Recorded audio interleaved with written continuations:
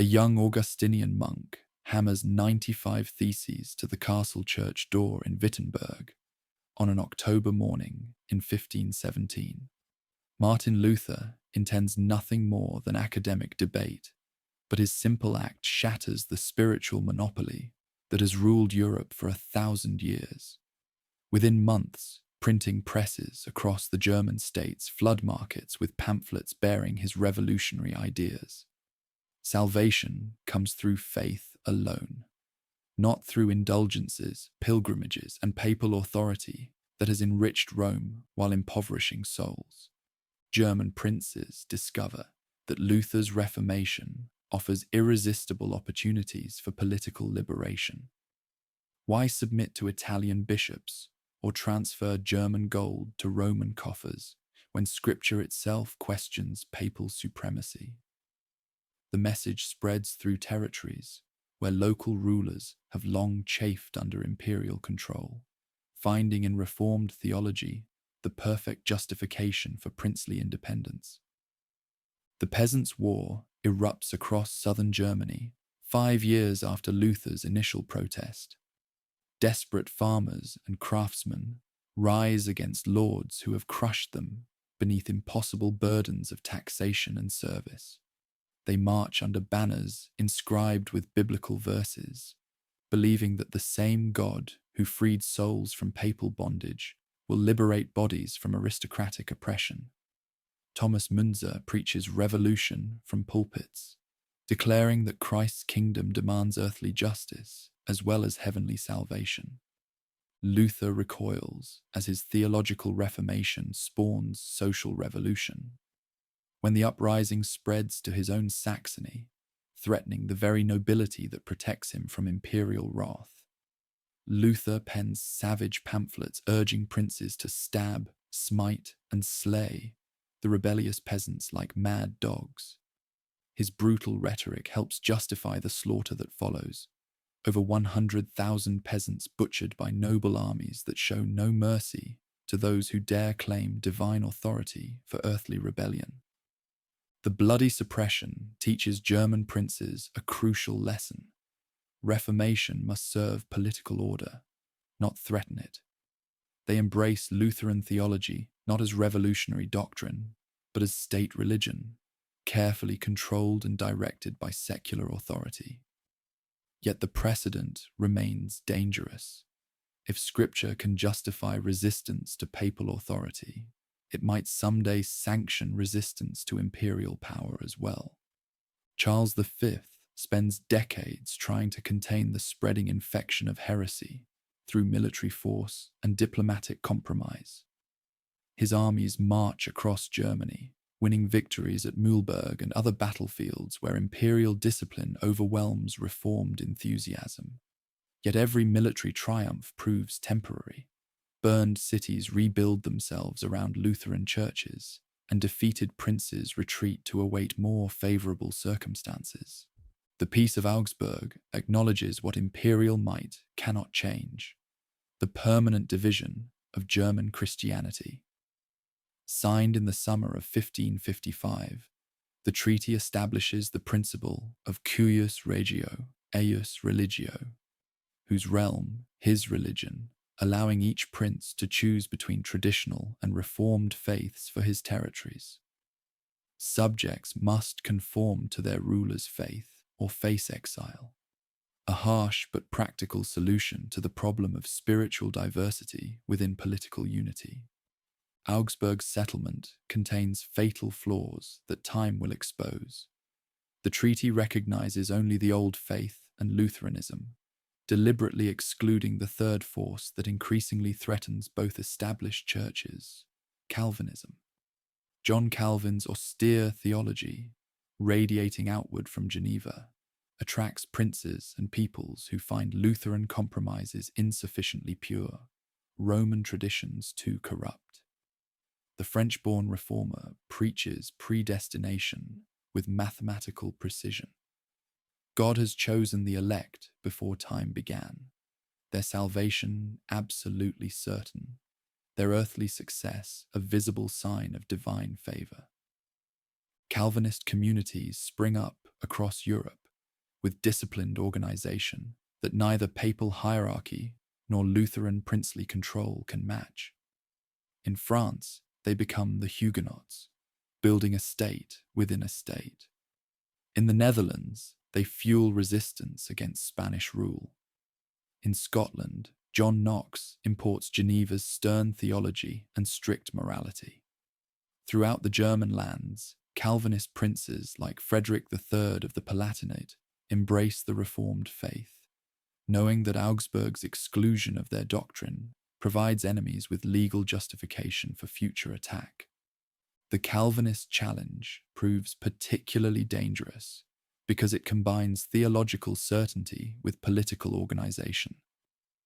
Where Lutherans generally submit to princely authority and traditionalists defer to hierarchical custom, Calvinists develop theories of resistance that justify rebellion against ungodly rulers. They create disciplined communities bound together by shared conviction rather than mere territorial loyalty. Their presence transforms Germany's spiritual map from a simple Rome-Wittenberg division into a three-way competition where each faith claims exclusive truth. The old church responds to reformist challenge with its own revolutionary transformation.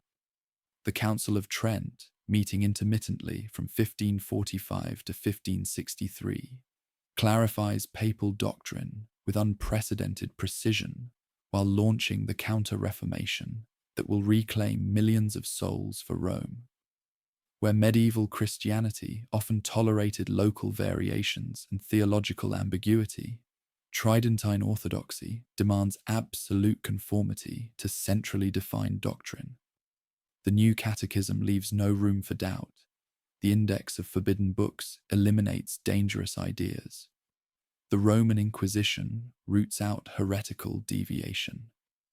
Jesuit missionaries become shock troops of papal renewal, combining intellectual sophistication with evangelical fervor as they reconquer territories lost to Reformed error.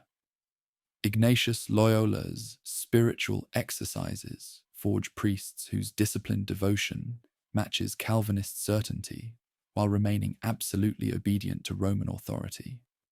They establish schools throughout traditional Europe, educating noble sons in revitalized orthodoxy while winning popular affection through charitable works. The Spanish monarchy becomes the old faith's secular sword, wielding unprecedented power across a European empire where the sun never sets.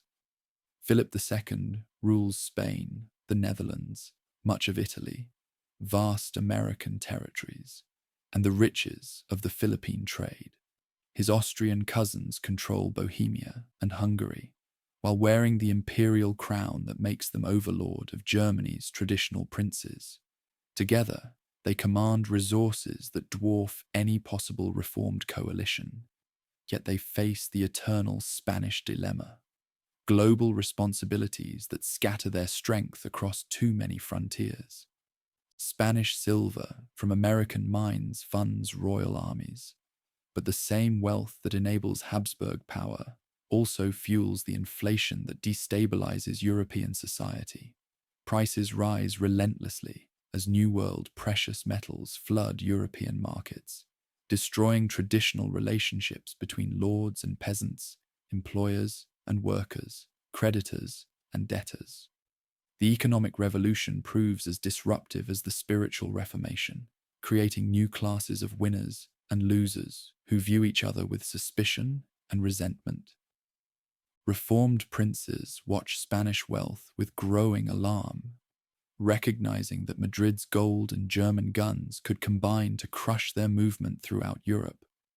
They begin forming defensive alliances like the Schmalkaldic League, seeking foreign assistance from France and England despite the awkwardness of reformed papal cooperation against royal Spanish power. Theology and politics become hopelessly entangled as spiritual differences merge with territorial ambitions, dynastic rivalries, and commercial competition. France occupies the crucial position in this developing crisis, officially papal yet persistently anti-Spanish. French kings may hear mass and persecute Huguenots, but they cannot tolerate Madrid's domination of Europe's periphery. Spain to the south, the German lands to the east, the Netherlands to the north. The logic of raison d'etat that places French national interest above spiritual solidarity already operates as French diplomats secretly encourage reformed resistance to imperial authority. The Dutch Revolt, beginning in 1566, provides the first full-scale preview of the confessional political wars that will later devastate Germany.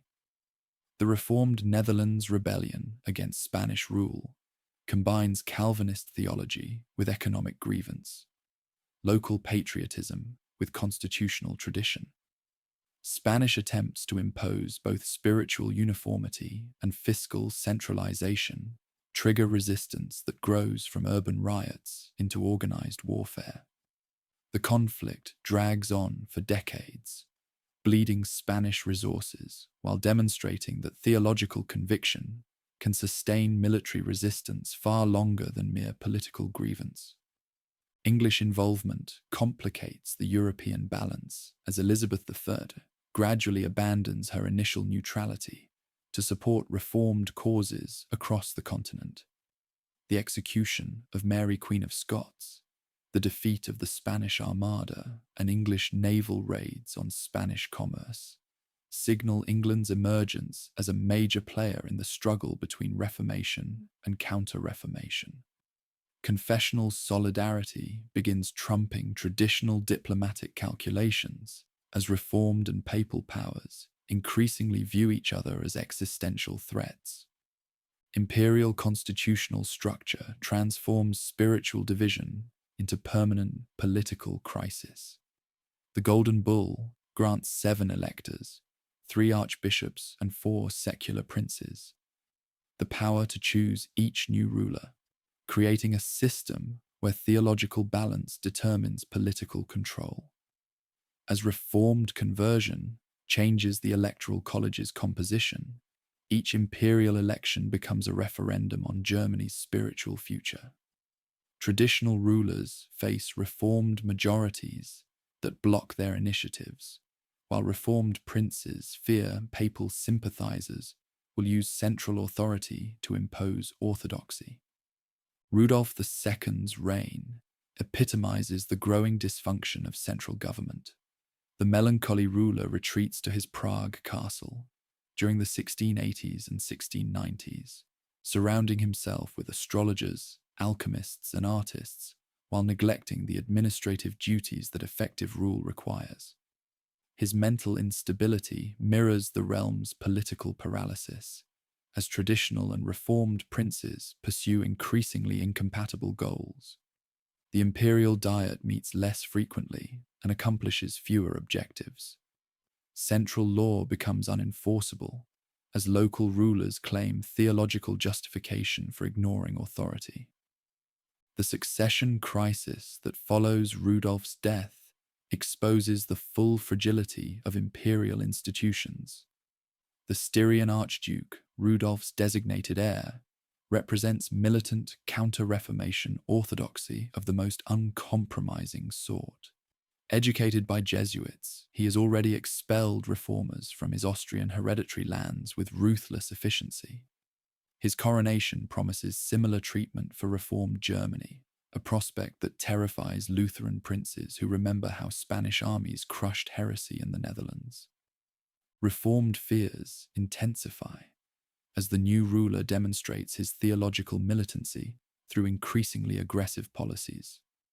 The Donauwörth incident provides a disturbing preview of future intentions when imperial troops occupy the Free City during 1607 to restore traditional worship practices. Reformed princes interpret this intervention as a violation of Augsburg's settlement, evidence that Vienna intends to reverse the Reformation through systematic use of central authority.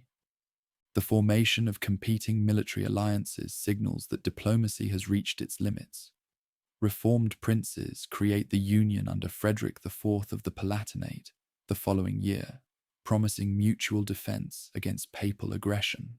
Traditional princes respond with the League, led by Maximilian of Bavaria during 1609, determined to preserve the old faith against further reformist encroachment.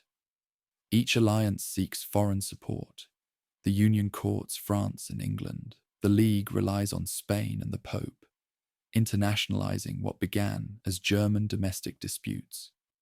Banking innovations developed in Italian city-states and Dutch commercial centers revolutionize European warfare by enabling rulers to borrow against future revenues on unprecedented scales. The Fugger banking house of Augsburg finances Austrian operations across Europe, while Amsterdam's money markets fund Dutch resistance. War becomes as much about credit ratings as battlefield courage, creating new dependencies between rulers and financiers that will reshape European politics for centuries. Military revolution accompanies financial innovation as armies adopt new weapons, tactics, and organizational structures. The Spanish tercio, dense formations of pikemen supported by musketeers, dominates European battlefields, but Swedish and Dutch military reformers experiment with more flexible arrangements that promise to neutralize Spanish advantages. Artillery grows more powerful and mobile. Fortification science develops elaborate geometric designs. Professional officer corps replace feudal levies with disciplined troops who fight for pay rather than personal loyalty. Economic transformation proves equally disruptive as traditional agricultural society gives way to more complex commercial relationships. Urban merchants accumulate capital that challenges aristocratic land-based wealth. Rural peasants migrate to cities seeking better opportunities. Artisan guilds struggle against new forms of manufacturing that threaten established privileges. Theological reformation often provides the ideological framework for these social and economic changes, creating additional sources of conflict within already divided communities. Confessional communities struggle with conflicting loyalties as war forces choices between spiritual principles and political commitments. Pacifist groups find their communities divided between those who support causes through non-military contributions and those who view any assistance to war-making as violation of divine law. Traditional clergy, many educated in established centers and financially dependent on customary connections, generally counsel loyalty to established authority, while their congregations increasingly embrace resistance.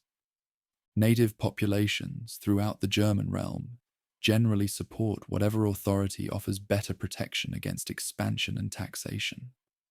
This creates complex alliances that provide various powers with valuable assets, while forcing commanders to defend multiple frontiers simultaneously. Raids on exposed settlements drain resources needed for main campaigns, while demonstrating that any major conflict will cost more than most initially imagine. Women assume responsibilities previously reserved for men, managing estates and businesses while their husbands serve in growing armies or diplomatic missions. Children too young for military service contribute by manufacturing supplies, gathering intelligence, and maintaining communications between communities. The coming transformation will accelerate changes already reshaping European society in ways that extend far beyond immediate political transformations. As the second decade of the 17th century progresses, these tensions converge in Bohemia, where the Styrian's succession to the imperial throne threatens the delicate spiritual balance that has maintained an uneasy peace. Reformed Bohemian nobles face the choice between accepting a militantly traditional ruler or risking everything in resistance that might trigger the continental war that everyone fears, yet no one seems able to prevent. Dawn breaks grey and cold over Prague Castle on the 23rd of May, 1618. In the great halls where Rudolph II once collected mechanical wonders and alchemical mysteries, Czech nobles gather with faces grim as winter stone. Count Heinrich Matthias von Thurn adjusts his sword belt and surveys his companions, men whose grandfathers fought at Mühlberg, whose fathers embraced Luther's reforms, whose sons will inherit either freedom or chains depending on what transpires in the next few hours. The crisis has been building since Rudolph's death 8 years earlier, when the childless monarch expired in his cluttered chambers, surrounded by astrolabes and hermetic texts. The crown passed to his brother Matthias, then to the Styrian Archduke upon Matthias's death the previous spring. Each succession has tightened the theological noose around Protestant necks, but the Austrian ruler represents something far more dangerous than mere dynastic accident. He embodies the militant counter-reformation in its purest, most uncompromising form. The Letter of Majesty haunts these deliberations like a ghost demanding justice. Rudolph granted this charter back in the summer of 1609, guaranteeing Czech nobles the right to build churches and practice Protestant worship across their domains. The document bears the royal seal and Rudolph's signature, making it sacred law that binds all future rulers. Yet the new monarch's representatives have spent months explaining why circumstances have changed, why old promises no longer apply, why the greater good requires sacrificing particular privileges. Jaroslav Božita, Zmartinich, and Wilhelm Slavata arrive at the castle shortly after sunrise, their faces betraying no awareness that death stalks their footsteps. As the Archduke's chief lieutenants in Prague, they have spent the winter implementing policies that make their master's intentions unmistakable. Protestant churches close their doors as royal commissioners declare them illegal. Lutheran ministers flee to Saxon exile as Jesuit priests arrive with government escorts.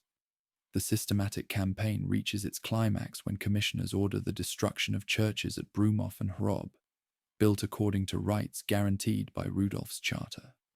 Count Thurn leads the procession via Prague Castle's labyrinthine corridors, past tapestries depicting ancient Czech glories and portraits of kings who ruled before the Austrian dynasty arrived to claim their inheritance.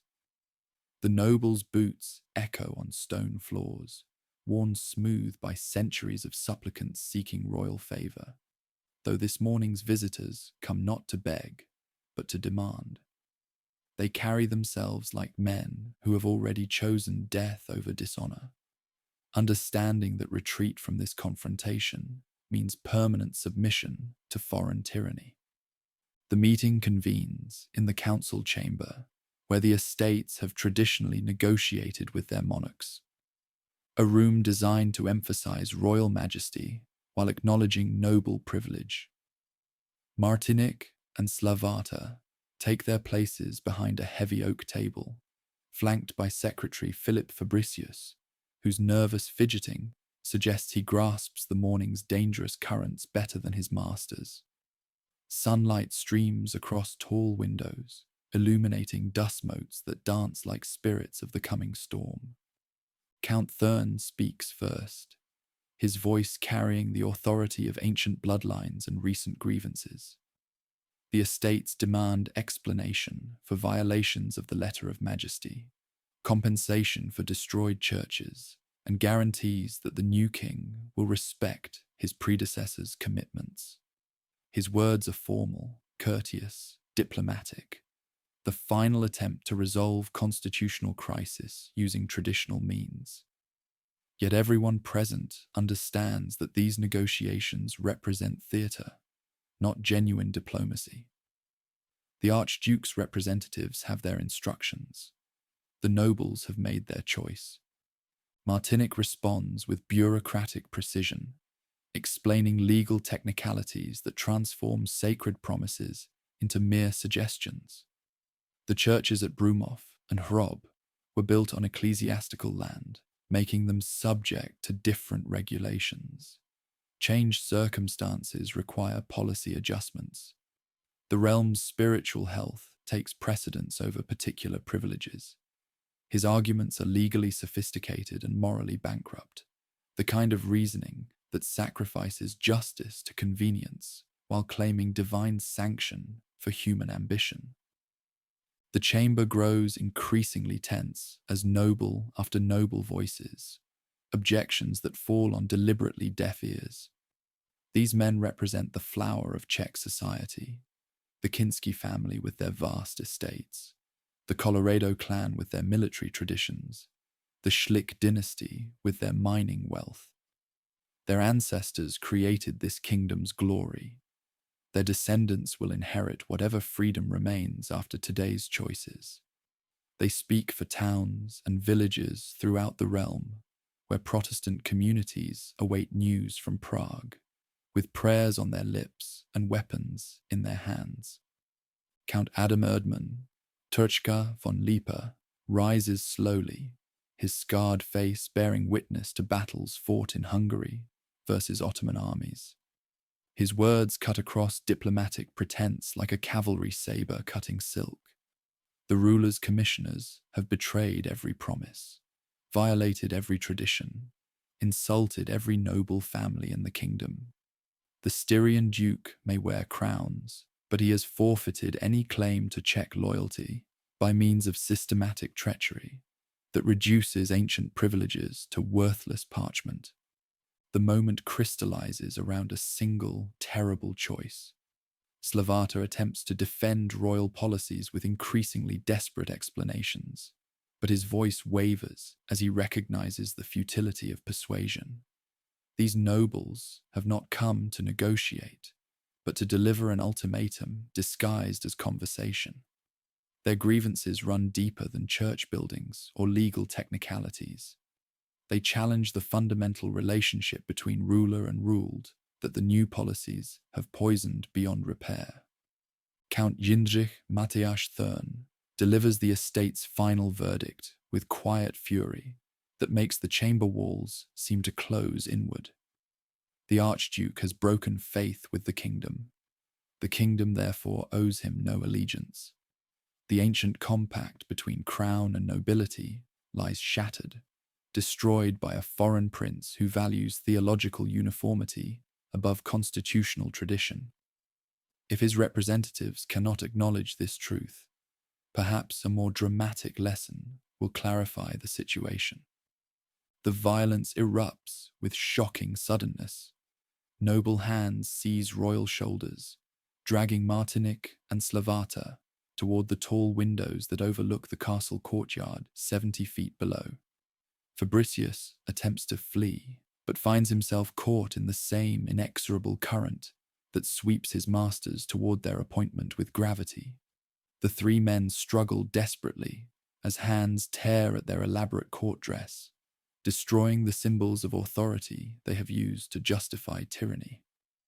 Martinic goes first, his scream lost in the morning wind as he plummets toward the courtyard's cobblestones.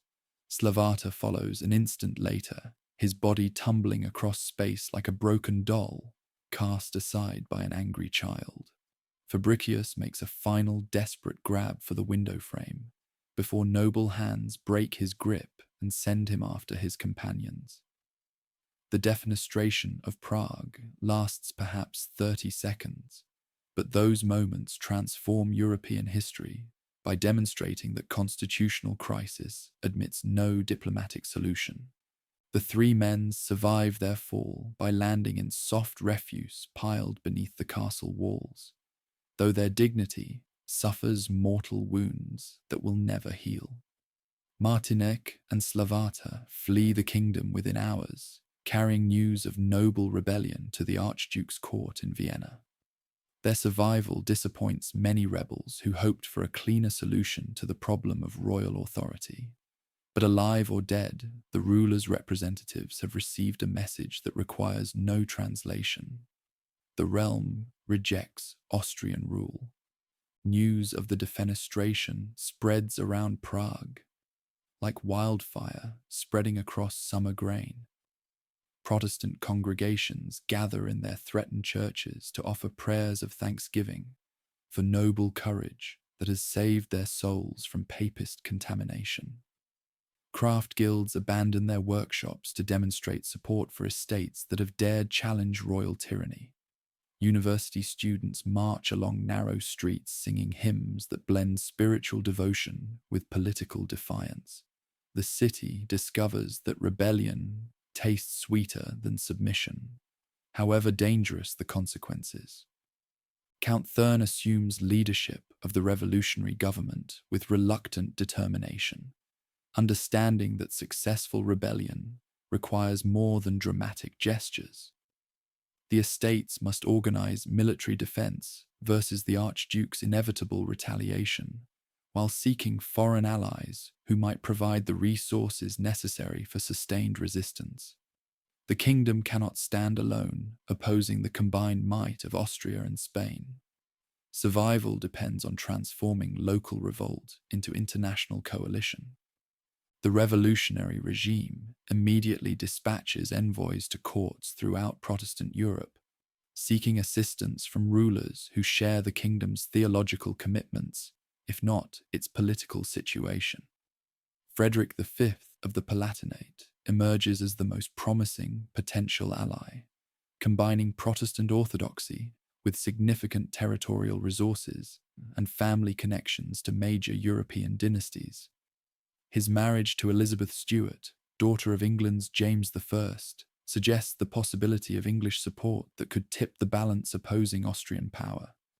Military preparations proceed with desperate urgency, as intelligence reports confirm the Archduke's mobilization throughout his hereditary domains. Austrian regiments march toward Czech borders, while Jesuit preachers declare holy war versus heretical rebels who have dared assault God's anointed representatives. The Counter-Reformation reveals its militant face as theological argument yields to military force, proving that the new ruler prefers conquest to compromise. Czech forces gather under commanders whose experience fighting Ottoman armies in Hungary provides valuable preparation for the different but equally deadly challenge of civil war. These veterans understand siege warfare, cavalry tactics, and the logistics of sustained campaigning. But they also recognize the enormous disadvantages facing revolutionary armies that must defend fixed territories, opposing professional forces fighting with royal resources. The estates face an agonizing decision about the crown itself. Ancient law requires them to elect a new king if they reject the Archduke's authority, but choosing a replacement involves enormous risks that could transform local revolt into dynastic war. Foreign princes might provide military resources, but would also pursue their own agendas that might conflict with Czech interests. Native nobles lack the international connections necessary for effective resistance opposing Austrian power. Frederick of the Palatinate arrives in Prague during the autumn of 1619 to accept the crown that the estates offer with desperate hope and hidden reservations. The young Calvinist prince brings genuine theological commitment and sincere desire to defend Protestant Christianity versus papal aggression. But he also carries the burden of naive optimism that underestimates the forces arrayed opposing his new kingdom. His coronation ceremonies blend ancient Czech traditions with Protestant simplicity, creating symbolic harmony that cannot overcome strategic weaknesses. The Winter King, as history will mockingly remember Frederick, establishes his court in Prague Castle, with touching confidence that divine providence will reward righteous resistance versus tyrannical authority. His English queen, Elizabeth, brings glamour and international prestige that temporarily obscures the coalition's fundamental military weakness. Their court becomes a beacon for Protestant nobility throughout Europe, though beacons often attract unwanted attention from those who prefer darkness. The Archduke's response combines political sophistication with military ruthlessness. Rather than attempting immediate reconquest, which might fail and encourage further rebellions, he carefully assembles overwhelming force while isolating the kingdom diplomatically. Spanish gold, finances, the recruitment of professional armies, while Jesuit diplomacy convinces potential Czech allies to remain neutral. The Austrian strategy aims at decisive victory that will discourage future challenges to Habsburg authority. The League mobilizes with enthusiasm that reflects both theological conviction and political calculation. Maximilian of Bavaria sees opportunity to strengthen his dynasty's position within the system while serving the cause of Orthodox faith. His disciplined armies march eastward with professional competence that contrasts sharply with Czech improvisation, though Bavarian soldiers carry more than military expertise. They bear the confidence of men fighting for established order versus revolutionary chaos. Spanish intervention tilts the balance, decisively opposing Czech independence. Troops march north from Habsburg territories in Italy, while diplomats coordinate strategy with Vienna to ensure that rebel defeat becomes complete rather than merely temporary. Philip III recognizes that Czech success might inspire similar revolts in the Netherlands or other Spanish domains, where Protestant minorities chafe under Orthodox rule. The campaign of 1620 unfolds with grim inevitability as the Archduke's coalition advances into the kingdom from multiple directions. Frederick's forces attempt to defend prepared positions, while hoping that foreign assistance will arrive before royal superiority becomes overwhelming. Yet the promised aid from England never materializes. French support remains purely diplomatic, and other Protestant powers prove unwilling to risk their own security for Czech freedom. Winter settles over Central Europe as opposing armies prepare for the decisive confrontation that will determine the realm's fate and perhaps the future of Protestant Christianity throughout the Austrian domains. The rebels have chosen their path. The loyalists have marshaled their strength. Only battle can resolve the constitutional crisis that diplomatic negotiation has failed to address. The stage is set for White Mountain, where the dreams of a Protestant kingdom will either triumph or die in the snow-covered fields outside Prague. The coming clash will prove that courage without resources leads to martyrdom rather than victory, that theological conviction cannot substitute for military competence, and that successful rebellion requires more than righteous anger to overcome the accumulated advantages of established power. The Winter King's brief reign approaches its bitter end, taking with it the hopes of those who believed that God's providence guaranteed victory to his chosen people. Snow crunches beneath cavalry hooves as Austrian forces wheel around the White Mountain, their banners snapping in the November wind of 1620. The battle lasts barely 2 hours before Frederick's army disintegrates, Protestant dreams dissolving into the chaos of panicked retreat. The Winter King flees Prague so hastily that his dinner grows cold on palace tables, earning him eternal mockery as a coward who abandoned his crown for his life.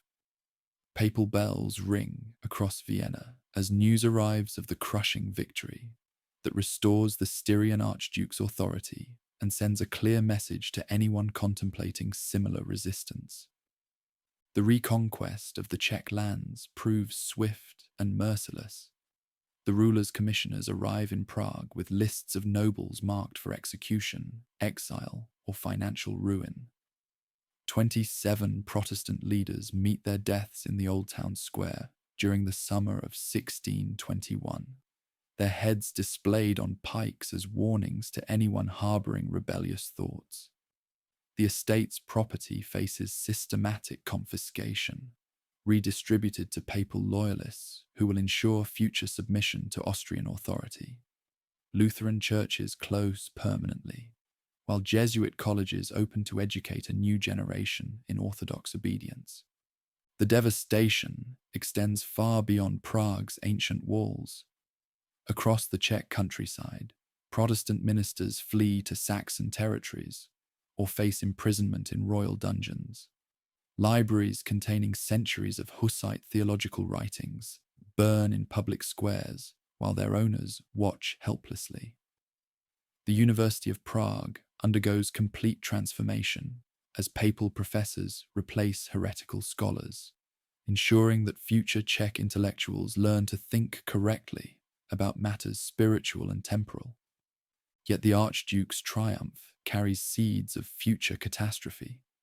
The brutal suppression horrifies Protestant princes throughout the Germanic territories, convincing them that compromise with papal militancy leads inevitably to their own destruction. If ancient Czech liberties can vanish overnight, what protection do Saxon privileges or Hessian autonomy possess when confronted by the same overwhelming force? The White Mountain victory that was meant to end rebellion instead spreads fear across Protestant regions like plague carried by fleeing refugees. The Northern King watches these developments from his palace in Copenhagen with growing alarm and opportunistic calculation. Christian IV has spent decades building his realm into the dominant Baltic power, controlling the sound tolls that fund his military ambitions, while his navy patrols northern waters, where Swedish and Polish ships dare not venture without permission. The collapse of Protestant resistance in Central Europe threatens this carefully constructed hegemony by strengthening Austrian power precisely when northern expansion requires Austrian weakness. The monarch's intervention springs from motives far more complex than theological solidarity. As Duke of Holstein, the ruler holds territories within the Holy Roman Empire that could face the same fate as Czech estates if papal resurgence continues unchecked. His younger sons need employment befitting royal blood, and German bishoprics secularized during the Reformation offer perfect opportunities for ambitious princes. Most importantly, Bremen and Verden, wealthy North German territories, await conquest by whoever possesses sufficient force to seize them from their current ecclesiastical rulers. Protestant fears crystallize around the Edict of Restitution that Ferdinand promulgates in March of 1629. The decree commands the return of all church lands secularized since the Peace of Augsburg, a staggering transfer of wealth that would strip Protestant princes of territories they have controlled for generations. Entire cities that embraced the Reformation find themselves declared illegally possessed by heretical rulers who must surrender their prizes to rightful papal ownership.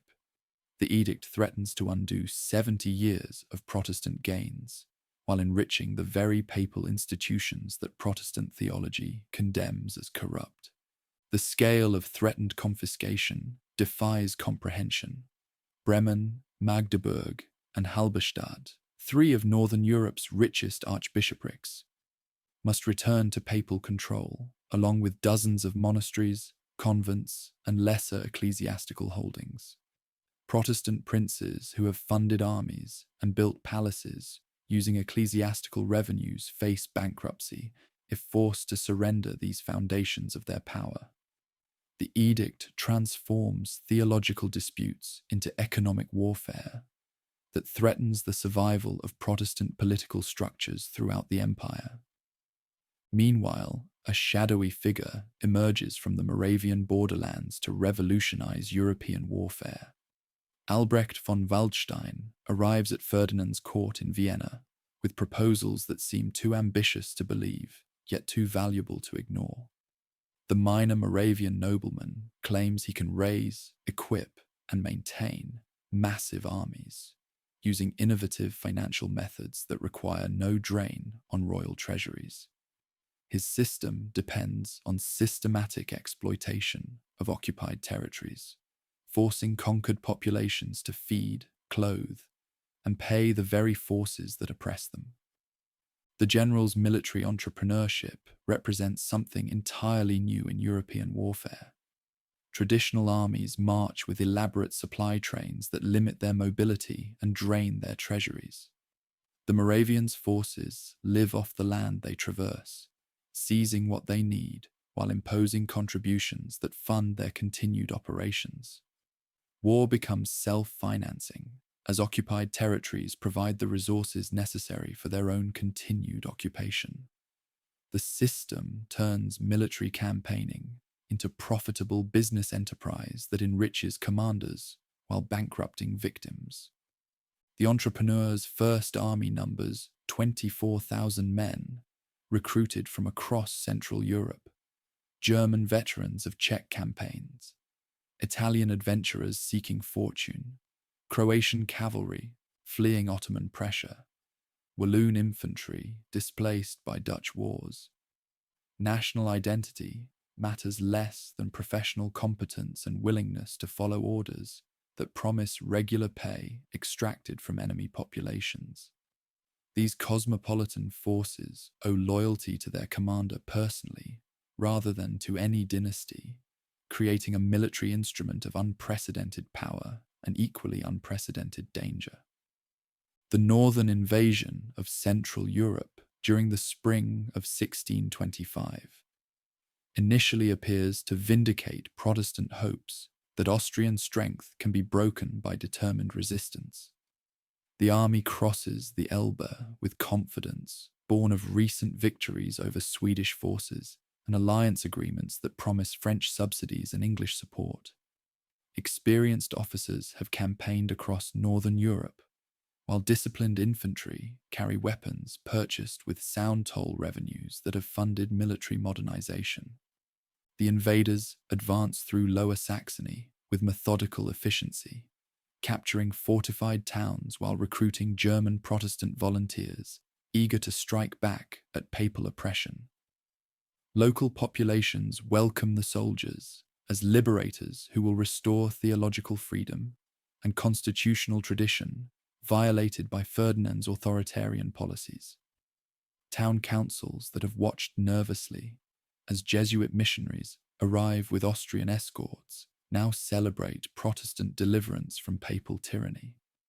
Yet apparent advantages conceal fundamental weaknesses that will prove fatal as the campaign develops.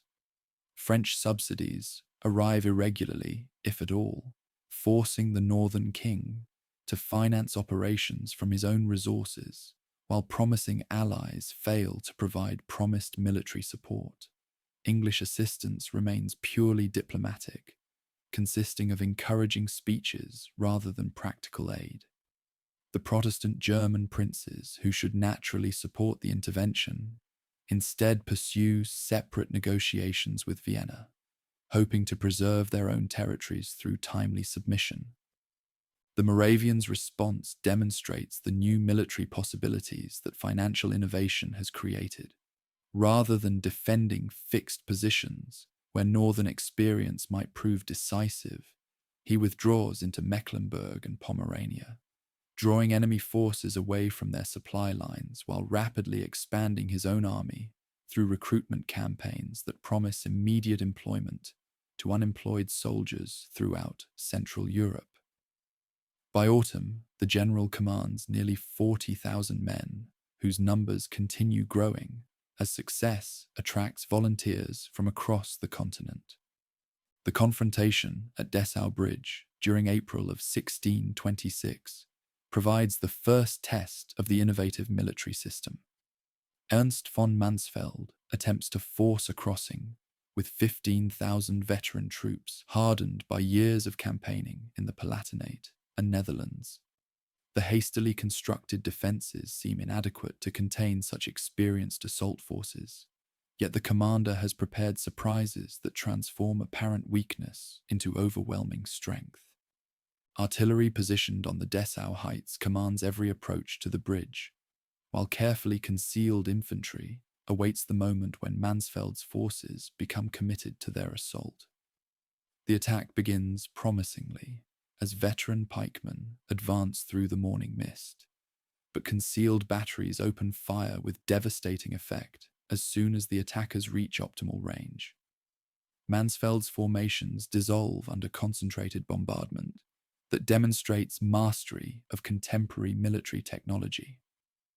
The defeat at Dessau eliminates one of Protestant Europe's most experienced commanders, while demonstrating that Austrian forces can match any army in Europe for professional competence. Mansfeld dies of disease shortly afterward, removing a military leader whose tactical genius might have compensated for Protestant strategic disadvantages. His death symbolizes the broader Protestant predicament. Individual excellence cannot overcome systematic disadvantages in resources, organization, and political support.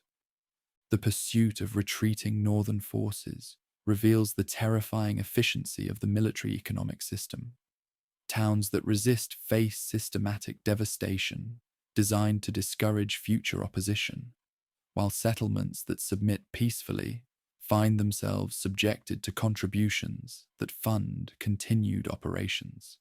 The general's forces move across northern Europe like a plague of locusts, consuming everything necessary for their survival while leaving wasteland behind them. The siege of Stralsund during the summer of 1628 demonstrates both the power and limitations of this approach to warfare. The Baltic port city commands crucial supply lines that link Swedish territories to Protestant allies in the empire, making its capture essential for complete Austrian control of northern Europe. Yet Stralsund's position on an island connected to the mainland by easily defended causeways neutralizes many advantages that the mobile forces possess elsewhere. Swedish intervention saves Stralsund from capture, while revealing the international dimensions of what began as German civil conflict.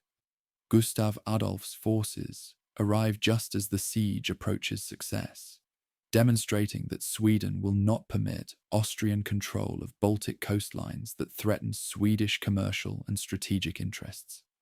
The confrontation establishes a pattern that will dominate the coming decade, local conflicts escalating into international wars, as major powers pursue their separate agendas through proxy campaigns in the empire. The failed siege marks the high point of the entrepreneur's influence and the beginning of his downfall. Ferdinand begins receiving complaints from German princes about the general's arbitrary methods and excessive demands for contributions that bankrupt territories supposedly loyal to Austrian authority. Papal allies find themselves treated little better than conquered enemies, as the forces extract resources necessary for their continued operations, regardless of local political sympathies. The dismissal in August of 1630 removes the most effective military commander in papal service, while revealing the political constraints that limit even successful generals. The ruler cannot afford to alienate German princes whose cooperation he needs for effective governance. Yet he also cannot control a military entrepreneur whose power threatens to overshadow royal authority itself. The Moravian general retreats to his estates in disgrace, though his innovative military financial methods have permanently transformed European warfare. The northern defeat at Lutter in August of 1626 had already broken hopes of establishing hegemony over northern Europe. Tilly's veteran papal forces demolished enemy formations with professional efficiency that highlighted the difference between armies hardened by years of European campaigning and forces accustomed to fighting only Scandinavian neighbours. The retreat toward Jutland becomes a rout as demoralized soldiers abandon equipment and weapons while fleeing toward home territory. The Peace of Lübeck in May of 1629 formally ends northern intervention while establishing Austrian authority throughout the region.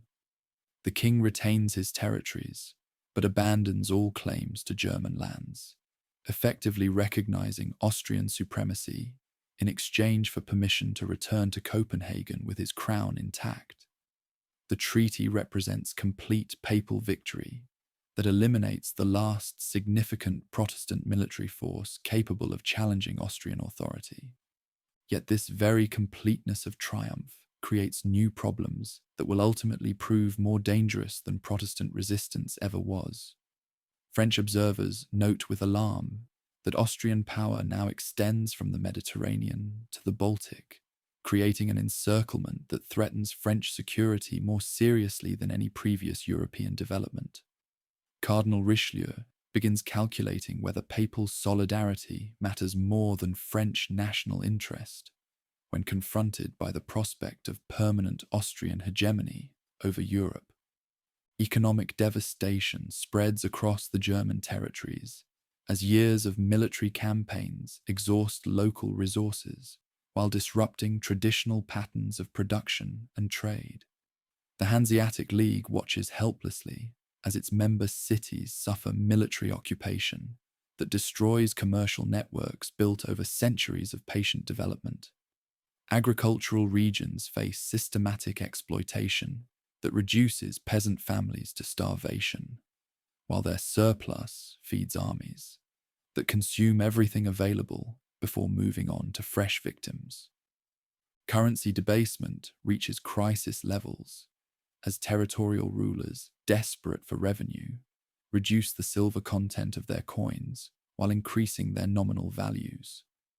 The resulting inflation destroys traditional price relationships that have governed European commerce for generations, creating opportunities for speculators while ruining merchants who depend on stable exchange rates. Local markets collapse as worthless money chases increasingly scarce goods, forcing communities to resort to barter systems that cannot support complex economic relationships. Social upheaval accompanies economic collapse as traditional hierarchies crumble under military pressure. Noble families flee advancing armies, while peasant refugees crowd into fortified cities that cannot feed their normal populations, much less thousands of additional mouths.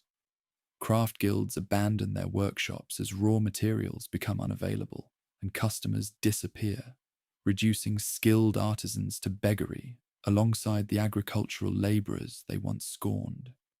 The witch trials that proliferate throughout war-torn territories reflect social tensions that find expression in supernatural explanations for inexplicable disasters. Communities facing military devastation, economic collapse, and demographic catastrophe search for scapegoats who can explain why God permits such suffering to afflict his people.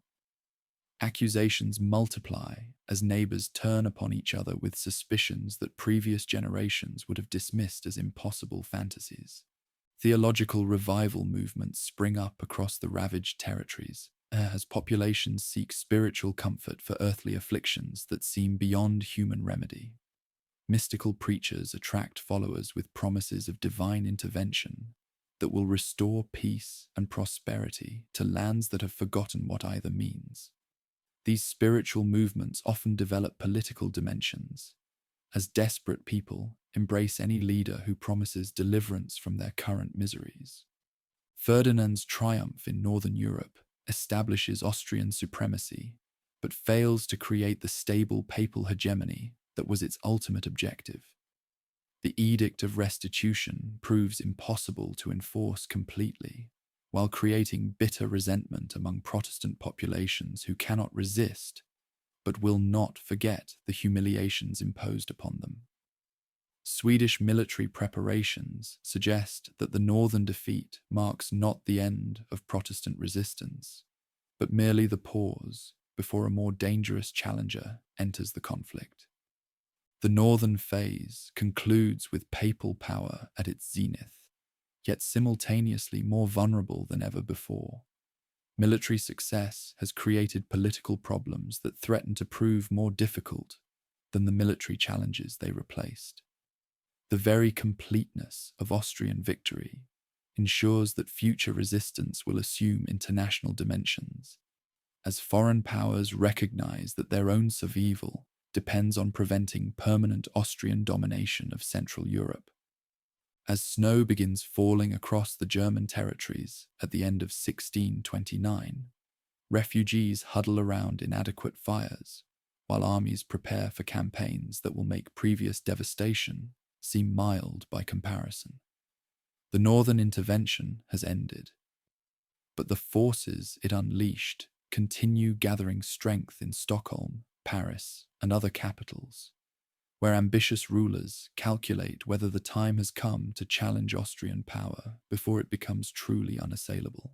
Mist rises from the Baltic waters as 36 ships of the line anchor off Peenemünde on the Pomeranian coast, their holds crammed with 13,000 battle-hardened soldiers who have spent years perfecting the art of war in the frozen forests of Livonia and Russia. At their head stands a giant of a man whose presence transforms every room he enters. Gustav II Adolf of Sweden, the Lion of the North, whose innovative genius and personal magnetism have already made him the most feared commander in Northern Europe. His pale blue eyes survey the coastline with the calculating gaze of a chess master, contemplating moves that will reshape the continental balance. The Nordic monarch's intervention springs from a complex web of strategic necessities that extend far beyond theological solidarity with embattled reformers. For decades, Sweden has fought to dominate the Baltic trade routes that pour wealth into Stockholm's royal treasury, battling Polish-Lithuanian troops in Livonia, while containing Russian expansion into territories that Nordic merchants consider their exclusive domain. Now, Austrian victory in northern territories threatens to strangle Nordic commerce by placing hostile powers in control of crucial ports from which Baltic trade flows to markets throughout central regions. The landing at Peenemünde during June of 1630 marks a calculated gamble that could either establish Nordic hegemony over northern regions or destroy the Vasa dynasty's carefully constructed Baltic Empire. The king brings more than soldiers and cannons to soil. He carries revolutionary innovations that will transform European warfare, while pursuing diplomatic objectives that extend Nordic influence deep into the heart of the continent. His troops represent the culmination of decades of reform that has created the most professional fighting force the continent has seen since the Roman legions. Nordic superiority rests on innovations that other European armies have struggled unsuccessfully to implement. Where traditional troops deploy in massive, unwieldy formations that lumber across battlefields like heavily armed mobs, Nordic regiments operate with precision that reflects years of drilling and discipline. Gustav Adolf has reduced his infantry units to 6-man ranks that can maneuver quickly while maintaining firepower, supported by lightweight artillery that moves with the troops rather than anchoring them to fixed positions. Most importantly, Nordic soldiers understand their roles within larger schemes that coordinate infantry, cavalry, and artillery into unified striking instruments. The revolutionary approach extends beyond mere technical improvements to encompass entire concepts of organization. Nordic officers earn promotion through demonstrated competence rather than aristocratic birth, creating a professional hierarchy that prizes innovation over social precedent. Standardized equipment ensures that every Nordic musket fires the same caliber ammunition, while every pike measures exactly the same length, eliminating the chaotic variety that hampers coordination in other armies. Regular pay prevents the desertion and indiscipline that plague troops dependent on irregular contributions extracted from unwilling populations. French gold finances Nordic operations through a sophisticated alliance system that places Cardinal Richelieu's diplomatic genius at the service of reformed strength. The Cardinal calculates that Nordic success will weaken Austrian dominance without strengthening any single authority sufficiently to threaten French interests. His subsidies flow to Stockholm through carefully concealed channels that maintain official French neutrality while providing the king with the resources necessary for sustained campaigning. The arrangement transforms theological conflict into balance of power politics, where confessional solidarity yields to national advantage.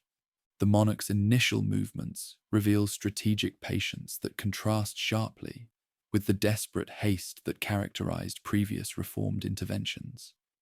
Rather than rushing toward decisive engagements that might end in catastrophic defeat, the Nordic expedition systematically secures its base of operations in Pomerania, while building alliances with princes who have survived the disasters that befell earlier resistance movements. Gustav Adolf understands that lasting success requires political foundations as solid as achievements on the field. The siege of Magdeburg provides the first test of Nordic resolve against entrenched Austrian authority. The city has endured occupation since its fall during the reformed collapse of the previous decade, its population systematically oppressed by administrators who view reformed resistance as both heretical rebellion and treasonous defiance of legitimate authority. Relief efforts must overcome not merely obstacles, but also the demoralization that years of defeat have instilled in reformed communities throughout the empire. Yet before Nordic troops can reach the beleaguered city, Austrian armies under Johann Cercles von Tilly storm its walls in May of 1631. What follows represents one of the war's most horrific atrocities, as undisciplined soldiers, maddened by months of siege warfare and inflamed by theological hatred, systematically massacre Magdeburg's civilian population. 20,000 inhabitants perish in flames that consume most of the city, while survivors flee, carrying tales of horror that spread across reformed territories like shockwaves from an earthquake. The Magdeburg massacre electrifies reformed opinion throughout the continent, while providing the king with propaganda advantages that no victory could achieve. Every reformed pulpit thunders with denunciations of papal barbarism that supposedly reveals the true nature of papal tyranny when unconstrained by civilized convention. The atrocity transforms the Nordic intervention from a foreign invasion into a crusade for reformed survival, enabling Gustav Adolf to recruit allies who might otherwise hesitate to support foreign intervention in affairs of the empire. John George of Saxony finally abandons his futile neutrality to join the Nordic alliance, bringing with him the resources of the empire's most powerful reformed state. The Saxon elector has spent years trying to preserve his territories through accommodation with Austrian authority, but the Magdeburg massacre convinces him that compromise with papal militancy leads inevitably to reformed extinction.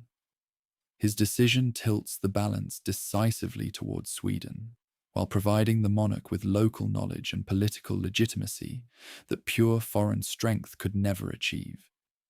The confrontation at Breitenfeld on September 17, 1631, becomes the first major test of Nordic innovations against the veteran troops that have dominated European battlefields for 2 decades. Tilly deploys his forces in traditional formations that have proven successful from the Netherlands to Hungary. Massive blocks of pikemen supported by cavalry wings that can exploit any gaps in enemy lines. His soldiers have fought in dozens of campaigns, while their officers learned their trade in the brutal school of continuous warfare that has raged across the continent since the Czech Revolt. The Lion of the North arrays his troops according to revolutionary principles that European observers struggle to comprehend. Nordic infantry deploys in shallow lines that maximize firepower, while maintaining mobility supported by artillery pieces light enough to reposition during combat, rather than remaining fixed throughout the engagement. Cavalry units receive orders to charge home with sabres, rather than relying on pistol volleys that have become standard practice among other European armies. Most importantly, the entire Nordic expedition operates according to predetermined schemes that coordinate different arms into unified striking instruments. The engagement unfolds with shocking suddenness as Nordic artillery opens fire at ranges where Austrian cannons cannot respond effectively. Tilly's formations begin taking casualties before they can close to effective musket range, disrupting the careful timing that traditional methods require. When Austrian cavalry finally charges the Nordic lines, they discover that mobile artillery can shift position to support threatened sectors, while disciplined infantry maintains formation under pressure that would shatter less professional troops. Saxon troops initially flee in panic when Austrian cavalry breaks through their position, threatening to expose the Nordic flank to envelopment that could destroy Gustav Adolph's entire expedition. Yet the king demonstrates flexibility that transforms potential disaster into decisive victory by rapidly redeploying his reserves to counter the Austrian breakthrough while launching his own cavalry charge against Tilly's weakened centre. The engagement becomes a masterclass in battlefield command as the monarch coordinates multiple movements while personally leading charges that inspire his soldiers to superhuman efforts. The Austrian collapse at Breitenfeld sends shockwaves throughout the continent as veteran papal armies that have dominated continental warfare for 2 decades disintegrate before Nordic superiority. Tilly himself suffers wounds that will eventually prove mortal, while his scattered troops flee southward, carrying news of defeat that shakes Austrian confidence to its foundations. For the first time since the Czech Revolt, reformed arms have achieved decisive victory against the full strength of papal strength. The king's pursuit transforms success into strategic revolution, as Nordic troops pour into central territories, liberating reformed communities while recruiting allies who had despaired of effective resistance to Austrian dominance. Gustav Adolph's advance toward the Rhine brings Nordic strength to the borders of France while threatening Spanish supply lines that connect Habsburg territories in Italy to the fighting fronts in the Netherlands. European diplomats recalculate balance of power equations that Nordic victory has completely overturned. The liberation of reformed territories reveals both the possibilities and limitations of Nordic authority in central regions. Populations that have endured years of papal oppression welcome the monarch as a divinely appointed deliverer who has vindicated reformed faith through success. Yet the same theological enthusiasm that facilitates Nordic recruitment also creates expectations for transformation that exceed what any foreign intervention can realistically achieve. Reformed populations want Nordic protection, but not Nordic domination, creating tensions that will complicate future operations. Winter quarters in Mainz provide Gustav Adolf with time to consolidate political gains while planning operations that will either establish permanent Nordic influence in central territories or provoke the papal response that could destroy everything Nordic arms have achieved. The king receives delegations from reformed princes throughout the empire, while negotiating with Richelieu's agents who pursue French objectives that sometimes conflict with Nordic interests. The diplomatic challenge proves as complex as any problem the Nordic expedition has confronted. The recall of the Moravian general to Austrian service signals recognition that conventional methods cannot contain Nordic innovations without matching Nordic sophistication. The entrepreneur's return from disgrace brings with him entrepreneurial methods that can rapidly expand Austrian troops, while introducing organizational reforms that promise to neutralize Nordic advantages. Yet the general's personal ambitions and independent base create dangers for Ferdinand that may prove greater than the Nordic threat itself. The monarch's campaigns during 1632 carry Nordic arms deeper into the empire than any foreign invader since the barbarian migrations that destroyed the Roman Empire. His troops capture Augsburg, München, and Nuremberg, while threatening Vienna itself with encirclement that could force Ferdinand to abandon his hereditary domains. Yet each Nordic advance stretches supply lines that become increasingly vulnerable to Austrian counterattack, while committing resources to territorial occupation that reduces the mobile striking strength on which Nordic superiority depends. The meeting engagement at Lutzen on November 16th, 1632, becomes the king's final confrontation, as mist and smoke obscure a field where reformed and papal troops clash with desperate fury. Gustav Adolf leads cavalry charges with characteristic personal courage, while directing maneuvers that gradually overcome Austrian resistance through superior firepower and battlefield mobility. Yet in the moment of victory, a stray musket ball ends the life of the continent's greatest genius, transforming Nordic triumph into reformed catastrophe. The monarch's death creates a vacuum that neither his infant daughter nor the Regency Council can effectively fill. Axel Oxenstierna assumes control of Nordic policy with diplomatic skill that rivals his deceased king's genius. But no civilian administrator can inspire the personal loyalty that enabled Gustav Adolf to transform Nordic armies into instruments of his individual will.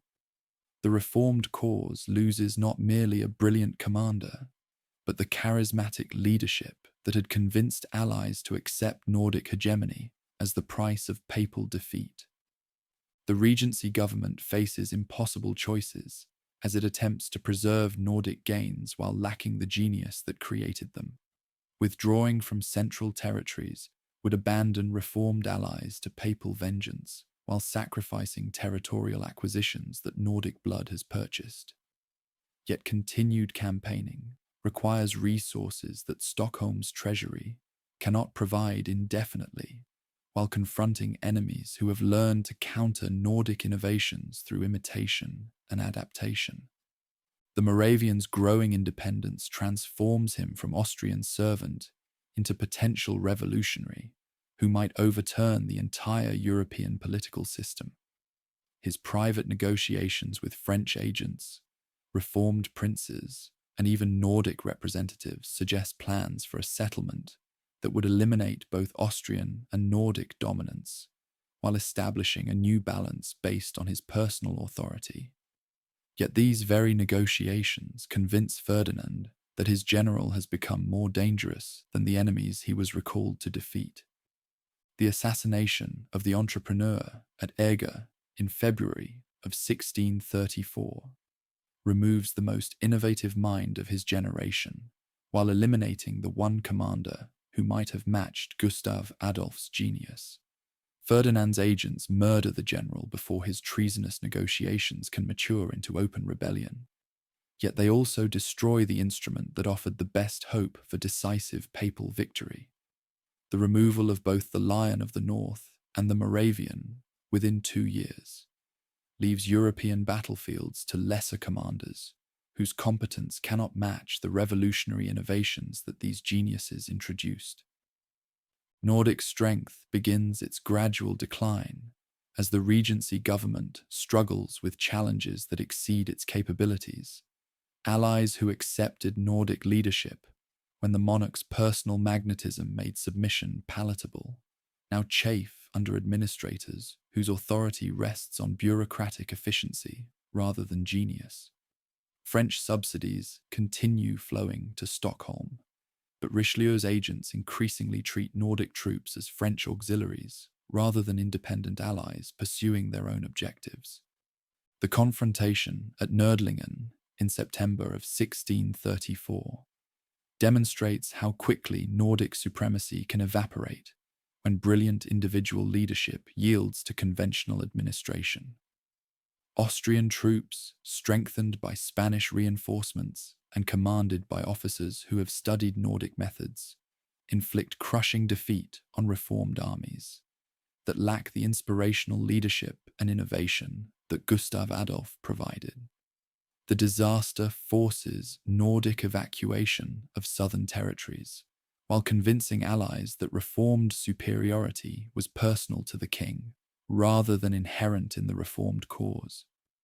As 1635 dawns across war-ravaged central territories, the Nordic phase approaches its end, with reformed strength diminished but not destroyed, papal authority restored but not triumphant. The Lion of the North's revolutionary legacy lives on in manuals that spread Nordic innovations throughout European armies. Yet no commander emerges who can combine genius with strategic vision and personal charisma that Gustav Adolf embodied. The war enters a new phase where balance of power calculations will matter more than theological conviction, where French diplomacy will prove more decisive than Nordic arms, and where the dreams of reformed hegemony that the king briefly made possible dissolve into the more modest goal of reformed survival. The stage is set for French entry into the conflict as Cardinal Richelieu calculates that direct intervention can achieve French objectives more effectively than subsidizing reformed proxies whose strength has proven insufficient to contain Austrian resurgence.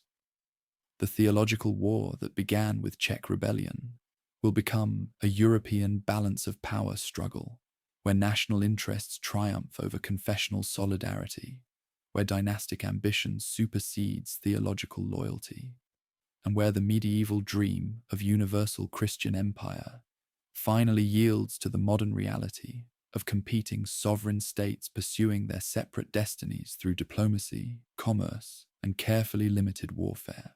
Cardinal Armand Jean du Plessis de Richelieu stands before a map of Europe in his chambers at the Palais Cardinal, his pale fingers tracing the borders that separate France from the vast Habsburg domains, stretching from Spain through Austria to the Netherlands.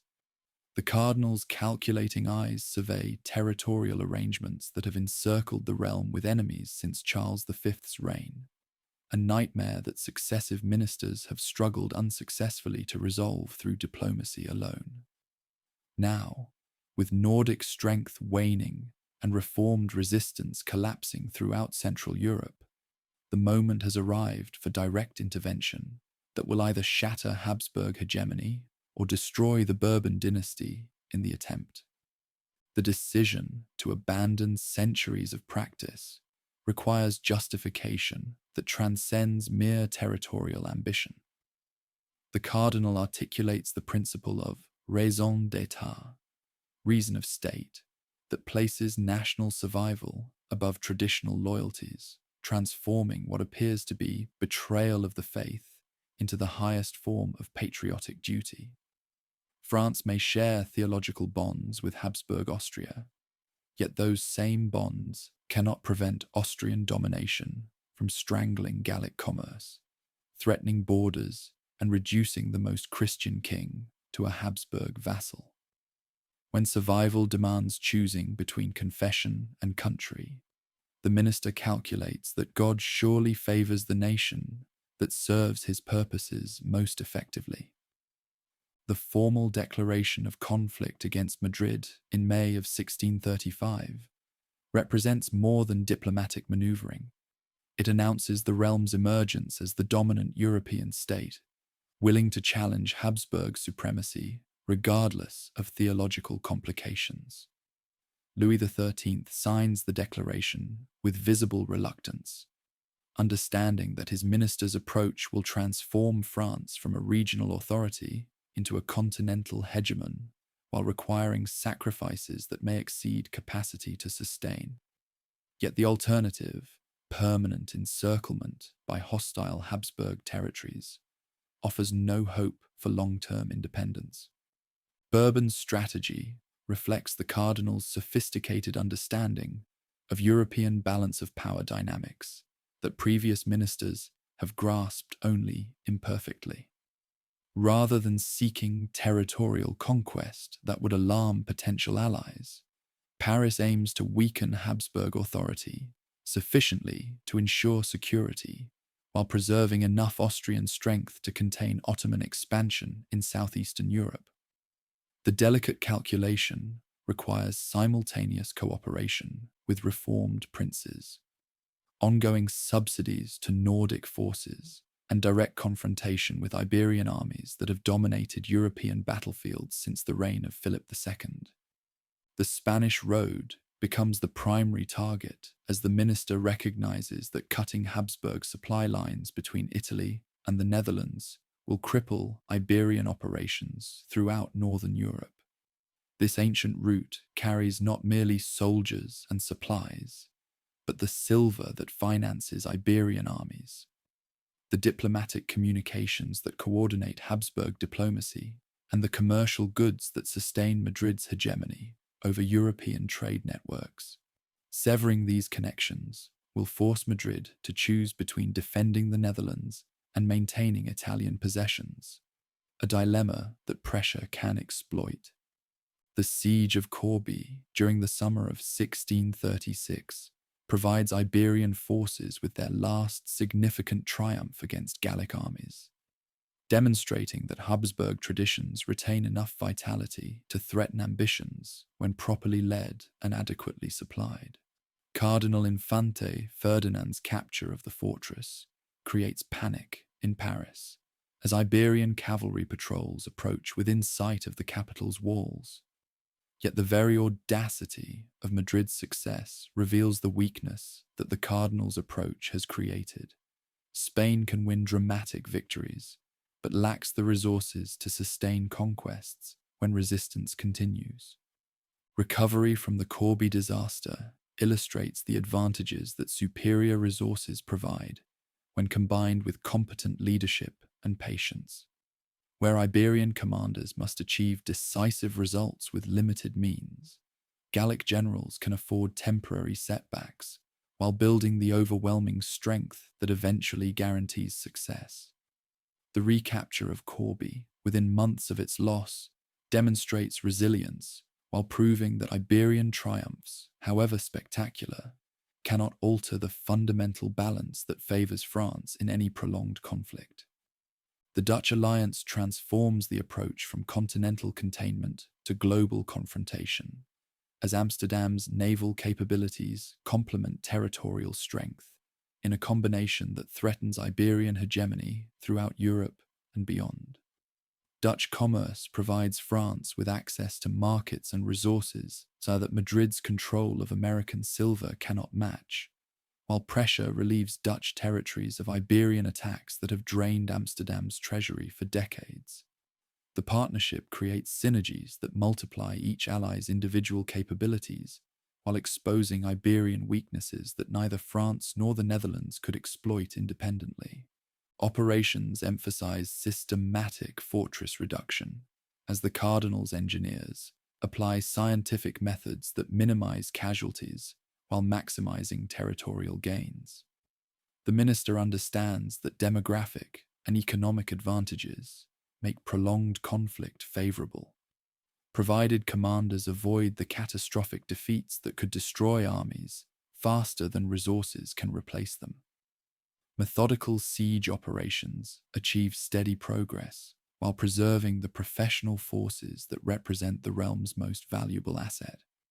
The evolution of fortification science reflects broader changes in European combat, as engineers develop increasingly sophisticated defensive systems that can resist artillery bombardment while channeling attacking forces into predetermined killing zones.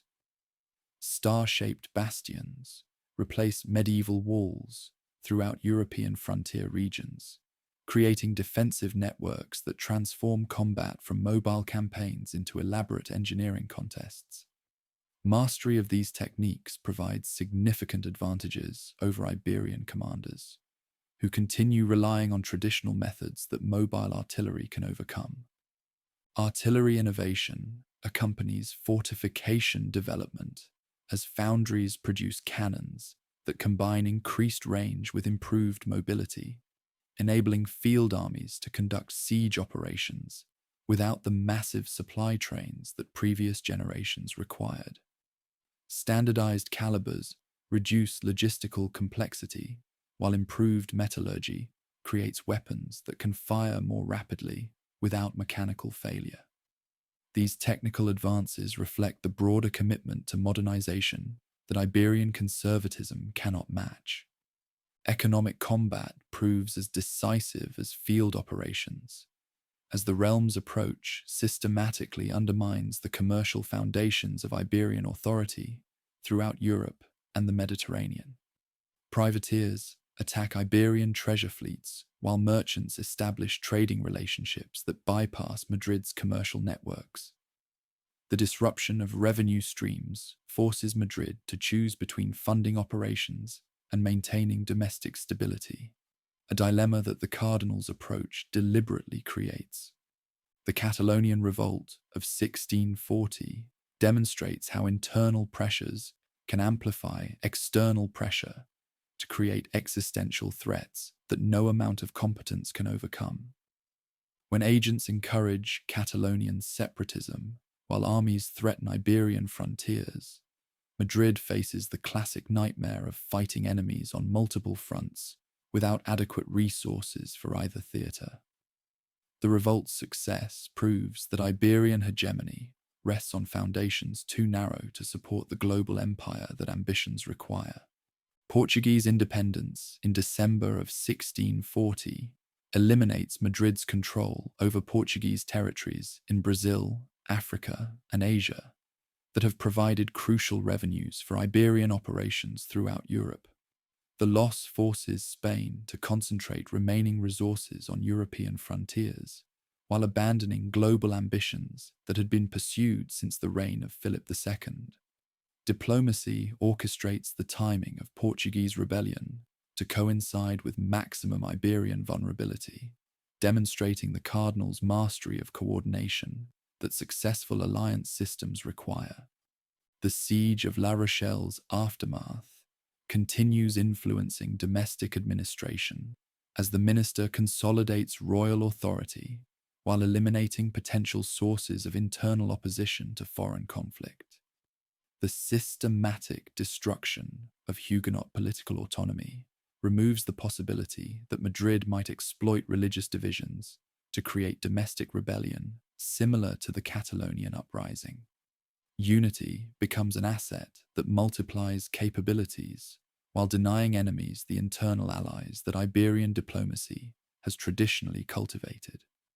Administrative reform transforms organization from feudal improvisation to bureaucratic professionalism, as the cardinal's ministers create systems for recruitment, supply, and command that can sustain prolonged conflict without the constant improvisation that characterizes other European armies. Regular pay prevents the desertion and indiscipline that plague forces dependent on irregular contributions, while standardized equipment ensures logistical efficiency that mobile operations require. These reforms create advantages that transcend individual battles to influence entire campaigns. The role of women expands significantly, as prolonged conflict requires mobilization of domestic resources that traditional gender roles have not utilized. Noble ladies manage estates while their husbands campaign. Merchant wives maintain commercial operations during their spouse's service, and peasant women assume agricultural responsibilities that combat has transferred from male to female hands. These social adaptations enable France to sustain efforts that would otherwise exceed available manpower. Mercenary recruitment reflects the international dimensions of the approach as agents hire soldiers throughout Europe, creating cosmopolitan armies that serve interests regardless of their members' national origins.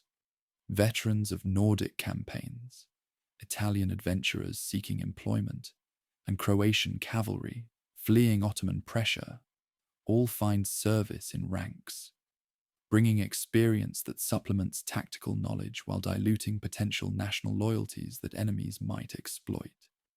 Religious controversy complicates alliance relationships as Protestant allies question commitment to Reformed interests, while papal supporters condemn cooperation with heretical authorities.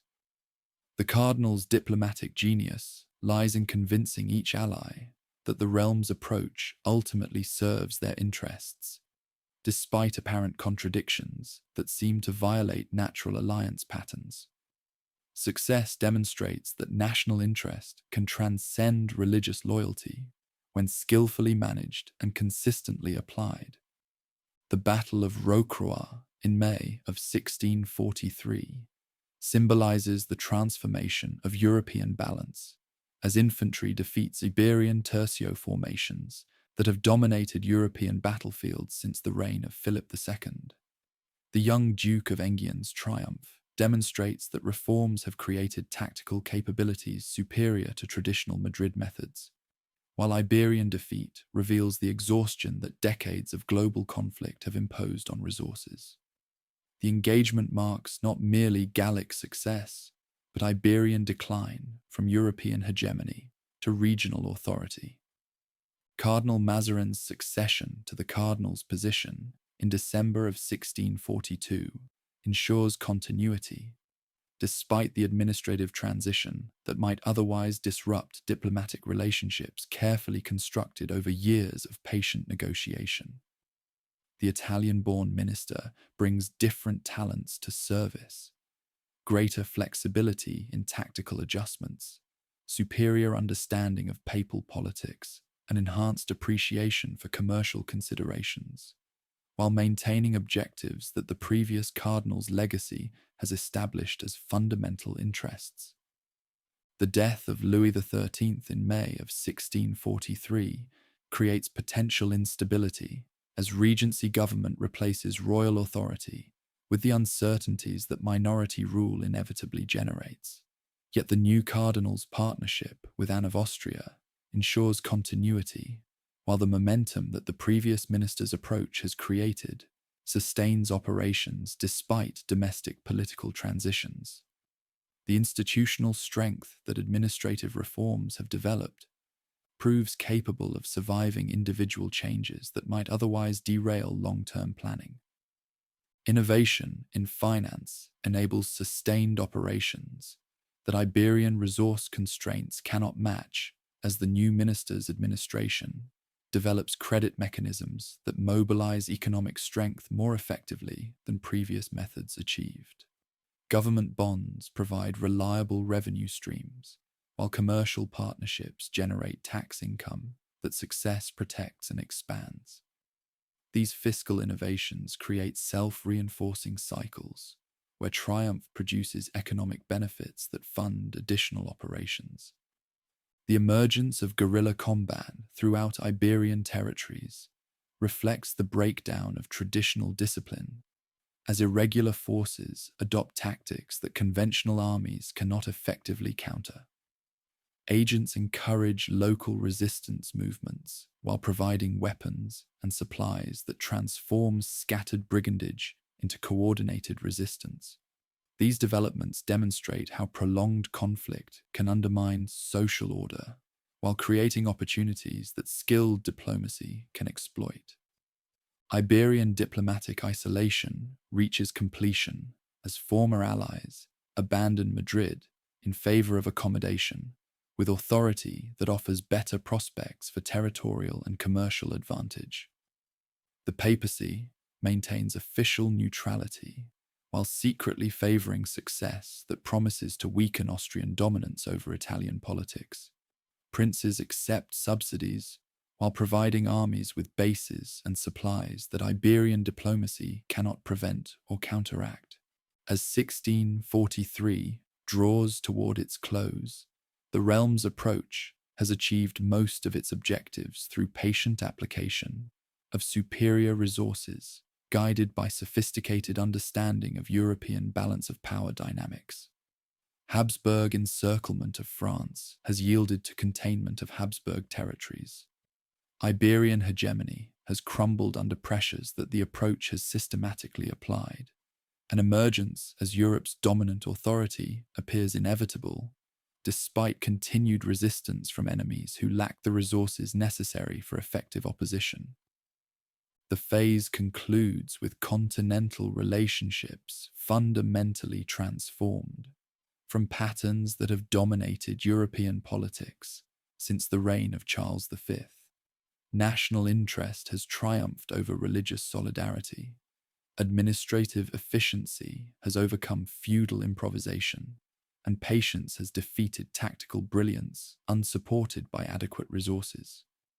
The stage is set for the final phase of the conflict as exhausted combatants begin recognizing that diplomatic settlement offers better prospects than continued combat for achieving objectives that force alone cannot secure. The candles burn low in Cardinal Mazarin's study as reports arrive from across a continent that has forgotten what tranquility means. 25 years of continuous conflict have transformed the region into a wasteland where entire districts lie depopulated, where cities that once bustled with commerce stand empty behind broken walls, where fields that should wave with grain grow nothing but weeds and the bones of the unburied dead. The Italian-born minister reads dispatches that catalogue destruction beyond human comprehension. Villages wiped from existence, noble families extinct, trade routes abandoned to brigands who show mercy to no one. Ferdinand III inherits a crown that weighs heavier with each passing month, as the Austrian dominions crumble under pressures that no single ruler can contain. The young Habsburg faces challenges that would have tested his grandfather's legendary determination. Gallic armies threatening Vienna itself, Nordic forces controlling much of northern regions, Dutch fleets interdicting Iberian commerce throughout the Atlantic and Mediterranean. The empire that once stretched from Madrid to Budapest now resembles a collection of isolated fortresses connected by roads too dangerous for civilian travel. The death of Louis XIII in May of 1643 removes one of the few remaining links to the continent that existed before this catastrophic conflict began. Yet his passing barely disrupts the momentum of destruction that has acquired its own terrible logic. Anne of Austria assumes the regency with dignity that cannot disguise her inexperience in managing the complex alliance systems that Gallic statecraft has constructed over years of patient work. The 5-year-old Louis XIV represents hope for eventual stability, but decades must pass before the Sun King can assume personal rule over a kingdom that may not survive its current trials. Cardinal Richelieu's death the previous December eliminates the strategic genius whose vision transformed France from a regional authority into the dominant continental force, leaving behind institutional structures that function efficiently despite the absence of their creator's guiding intelligence. Mazarin brings different talents to administration, greater flexibility in tactical adjustments, superior understanding of papal politics, enhanced appreciation for commercial considerations. Yet he lacks his predecessor's ability to inspire fear and respect among allies and enemies alike. The demographic catastrophe that engulfs central regions defies measurement by any statistical methods available to 17th century observers. Entire districts of Württemberg report population losses exceeding 70% as famine, disease, and direct violence combine to create depopulation, rivaling the Black Death's medieval destruction. The Palatinate, once among the most prosperous areas, supports barely 1/10 of its pre-war inhabitants, while Bohemia's countryside lies so thoroughly ruined that wolves hunt in packs through villages where children once played. Urban populations suffer equally horrific losses as siege combat, economic collapse, and epidemic disease transform thriving commercial centres into necropoli where the living envy the dead.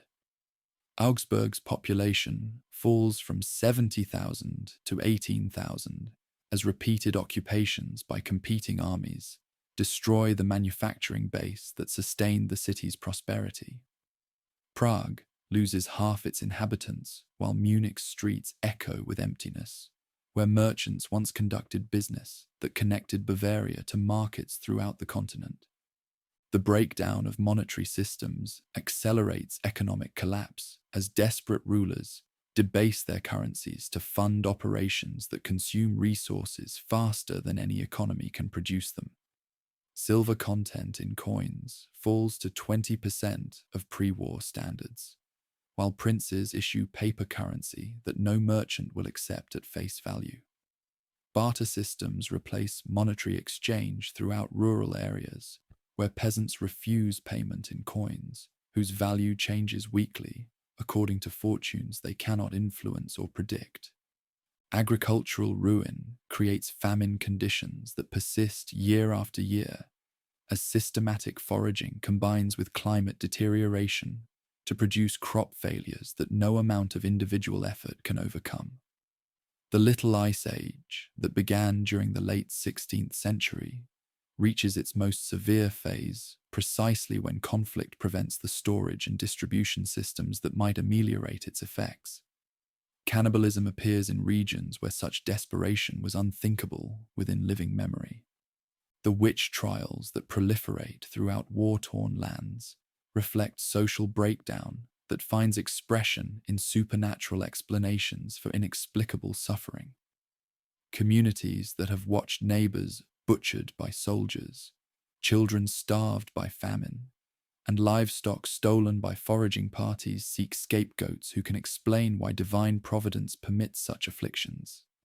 Accusations multiply as desperate people turn upon each other with suspicions that previous generations would have dismissed as impossible madness. Mercenary armies evolve into self-perpetuating organizations that exist independently of the political objectives they were originally recruited to serve, creating formations whose primary loyalty extends to their own survival rather than any state or cause. These forces roam across central regions like mobile cities, complete with camp followers, merchants, artisans, and families who have known no other life than perpetual combat. They bargain with local authorities for supplies and quarters, while threatening destruction if their demands are refused. The emergence of brigandage as an organized social phenomenon reflects the complete breakdown of law enforcement throughout areas where competing armies have destroyed traditional authority structures. Former soldiers, displaced peasants, and unemployed artisans band together in groups that control trade routes, levy tolls on travelers, and establish their own domains where recognized governments cannot penetrate. These brigand communities develop elaborate hierarchies and regulations that mimic legitimate political structures. Religious revival movements spring up throughout the ruined regions as populations seek spiritual comfort for earthly afflictions that seem beyond human remedy. Mystical preachers attract followers with promises of divine intervention that will restore order and prosperity to lands that have forgotten what either means.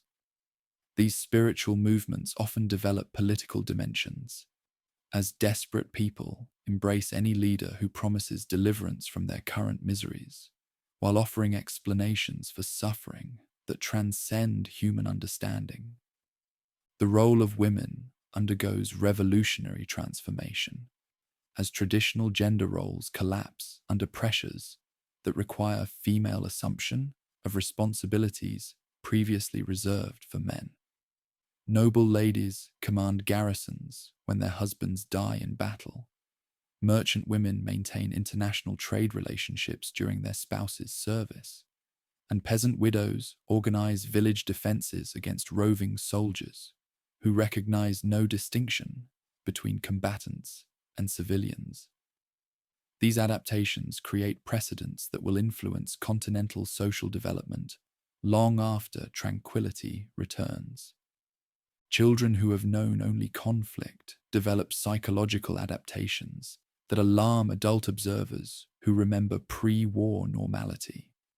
Young people display callousness toward violence that shocks their elders while demonstrating survival skills that previous education never provided. Entire generations grow to maturity without experiencing the social institutions that previously defined civilization, creating uncertainty about whether traditional cultural patterns can ever be restored. Settlement initiatives multiply as exhausted combatants recognize that armed solutions have become impossible for any participant to achieve independently. The Congress of Westphalia begins meeting during 1644 in the twin cities of Münster and Osnabrück. bringing together representatives from every major continental authority except England and Russia, in talks that must somehow reconcile incompatible objectives while addressing grievances that have accumulated over decades of mutual injury. The complexity of Westphalian talks reflects the transformation of politics from relatively simple dynastic disputes into multidimensional conflicts involving religious, commercial, constitutional issues that resist traditional solutions. Gallic representatives pursue hegemonic objectives that would establish permanent dominance over Habsburg domains, while Austrian envoys seek arrangements that preserve enough authority to prevent complete political collapse. Nordic delegates demand compensation for their contributions, while reformed princes insist on constitutional reforms that would prevent future oppression. Papal representatives face the impossible task of defending interests while acknowledging that religious unity has become unachievable throughout much of the continent. The Vatican's position weakens steadily as powers pursue separate talks with reformed states, demonstrating that confessional solidarity cannot survive contact with national interest when survival is at stake. Pope Innocent X's eventual condemnation of the Westphalian settlement reveals the papacy's isolation from political realities that secular envoys understand, but ecclesiastical authorities cannot accept. The question of reparations creates seemingly insurmountable obstacles, as every participant claims compensation for damages that exceed the total wealth available in the region. Gallic demands for cessions would eliminate Habsburg authority entirely, while Nordic claims for subsidies would bankrupt any government that attempted to satisfy them. The mathematical impossibility of meeting all legitimate demands forces representatives to develop new concepts of compromise that prioritize achievable settlements over abstract justice. Constitutional issues prove equally contentious, as the talks must somehow reconcile unity with princely autonomy, religious diversity with political authority, and traditional privileges with contemporary realities. The Holy Roman Empire's medieval structure cannot accommodate the changes that conflict has created, yet complete dissolution would create power vacuums that neighboring states might exploit to destabilize the entire continental balance. Compromise solutions must preserve enough authority to maintain order, while granting enough princely independence to prevent future rebellion. The Nordic phase reaches its final conclusion as Oxenstierna's regency government recognizes that continued operations cannot achieve the objectives that Gustav Adolph's genius briefly made possible. Nordic forces retain enough strength to demand significant concessions, while lacking sufficient power to impose a solution on central politics.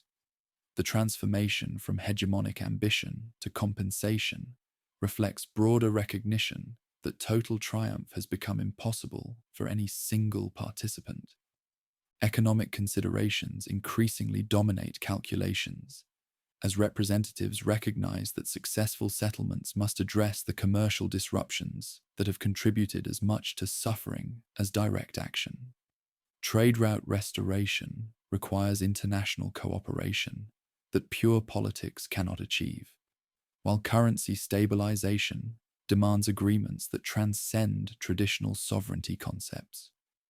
The integration of economic factors into talks prefigures the commercial statecraft that will characterize later relations. Local initiatives multiply throughout areas where central authorities have lost effective control, creating precedents for settlements that bypass traditional channels. Villages bargain directly with commanders for protection arrangements that ignore larger political objectives, while regional assemblies establish temporary truces that allow agricultural work to proceed despite continuing hostilities elsewhere. These local accommodations demonstrate populations' desperate desire for stability regardless of its political framework. The gradual emergence of war weariness among leaders reflects recognition that professional armies cannot indefinitely sustain operations. in regions that no longer possess the resources necessary to support them.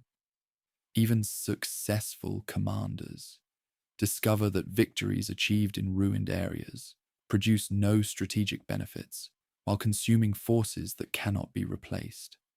The logic of professionalism begins favoring settlements over continued campaigns that serve no rational purpose. Intelligence networks that have operated throughout the conflict begin facilitating talks as agents who spent years gathering information transform their activities into communication channels. These informal contacts often prove more effective than official exchanges because they operate outside the formal constraints that limit official initiatives. Secret correspondence between enemy commanders creates personal relationships that transcend official hostilities while providing realistic assessments of capabilities that official reports often distort. The approaching end of the conflict becomes visible in the changing nature of operations, as armies increasingly focus on defensive positions rather than offensive campaigns that might disrupt ongoing talks. Siege combat gives way to positional confrontations, where neither side seeks decisive engagement that could alter the balance. Commanders begin calculating whether gains justify the casualties required to achieve them, when talks might produce equivalent results through other means. As winter settles over the continent in 1647, the Westphalian discussions approach their climax, while exhausted populations await deliverance from sufferings that have exceeded human endurance. The delegates gathered in Münster and Osnabrück face the monumental task of creating a new order from the ruins of the old, establishing principles that can prevent future conflicts while acknowledging the changes that this catastrophic conflict has created. Their success or failure will determine whether the region emerges from this dark age into a new era of stability or collapses into even worse chaos that could destroy civilization entirely. October sunshine streams through the windows of Münster's town hall as exhausted delegates put their signatures to documents that will reshape the landscape of an entire continent. The treaties of Münster and Osnabrück, collectively known as the Accord of Westphalia, represent more than the end of 30 years of unprecedented destruction. They mark the birth of the modern international system that will govern relations between autonomous states for centuries to come. Each signature on the parchment represents a choice to embrace negotiated compromise over continued bloodshed, accommodation over dominance, pragmatic realism over ideological purity. The formal ceremony concludes 4 years of the most complex international conference in human history, involving representatives from virtually every continental authority in discussions that have addressed theological, constitutional, and commercial issues affecting millions of subjects across dozens of entities. The papal nuncio, Fabio Chigi, watches with barely concealed dismay as Catholic and Protestant delegates exchange documents that formally recognize confessional divisions the Church has spent centuries trying to heal. His presence validates the agreement, even as his disapproval signals the Vatican's unwillingness to accept the new realities that necessity has created. Ferdinand III signs the documents with visible relief, understanding that his signature purchases Austrian survival at the cost of Habsburg hegemonic ambitions that his family has pursued since the reign of Charles V. The young ruler retains his hereditary domains and imperial dignity while surrendering the dream of universal monarchy that previous generations considered their destiny.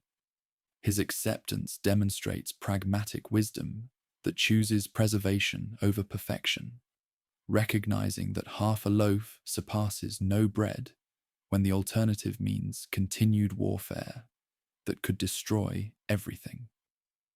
The confessional provisions extend the Augsburg principle of cuius regio, eius religio, to include Calvinist areas previously excluded from legal recognition, creating a three-way division of German Christianity that acknowledges theological diversity as a permanent feature of continental civilization. Reformed princes received the same rights as Lutheran rulers, while Catholic authorities retain control over regions where their faith predominates. The agreement establishes 1624 as the normal year for determining ownership of disputed lands, freezing the confessional map in configurations that prevent future alterations through military conquest. French gains reflect the careful calculation that has characterized Cardinal Mazarin's approach to the conflict since inheriting Richelieu's strategic vision.